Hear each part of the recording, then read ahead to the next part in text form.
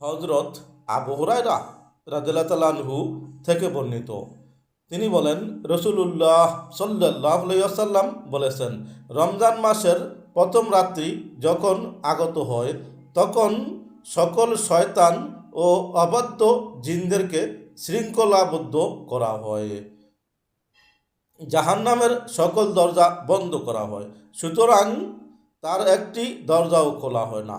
আর জান্নাতের সকল দরজা খুলে রাখা হয়, সুতরাং তার একটি দরজাও বন্ধ করা হয় না।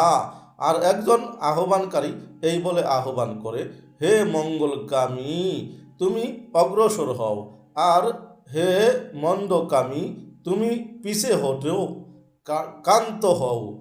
আর আল্লাহ তাআলার পক্ষ থেকে এ মাসে অসংখ্য লোককে জাহান্নাম থেকে মুক্তি করে দেওয়া হয় এবং প্রত্যেক রাতেই এরূপ হতে থাকে।